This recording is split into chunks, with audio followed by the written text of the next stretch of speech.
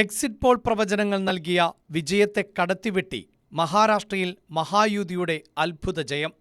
288 അംഗ നിയമസഭയിൽ 234 വിജയിച്ച് 4/3 ഭൂരിപക്ഷമാണ് മുന്നണി നേടിയത്.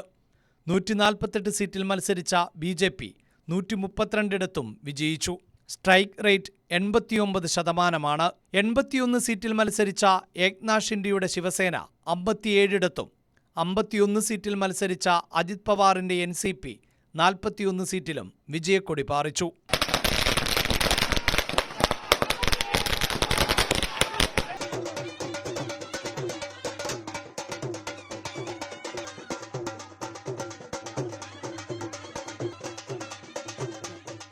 കോൺഗ്രസും ശരത് പവാർ വിഭാഗം NCPയും ഉദ്ധവ് താക്കറെ നയിക്കുന്ന ശിവസേനയും ചേർന്ന മഹാവികാസ് അഗാഡി 50 സീറ്റിലേക്ക് ഒതുങ്ങി.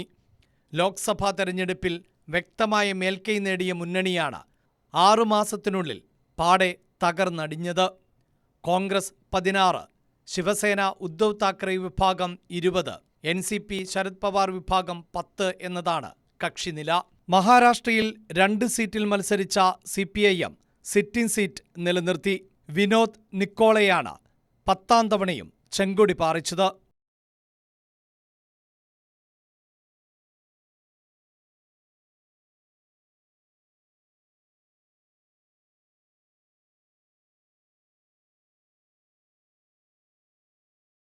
BJP നേതൃത്വത്തിലെ വമ്പൻ പ്രചാരണത്തിനിടയിലും ജാർഖണ്ഡിൽ ഇന്ത്യ സഖ്യം വിജയിച്ചു.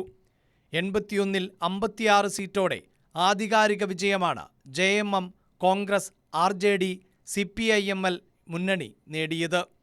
ഗോത്രമേഖലയിലെ JMMന്റെ വൻ മുന്നേറ്റമാണ് ജാർഖണ്ഡിന്റെ 24 വർഷത്തെ ചരിത്രത്തിൽ ആദ്യമായി ഒരു മുന്നണിക്ക് തുടർഭരണം നൽകിയത്.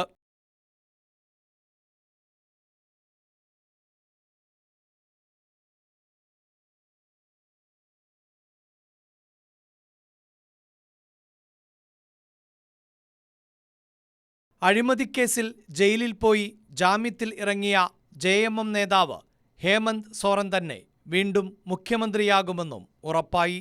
Political desk, News 18.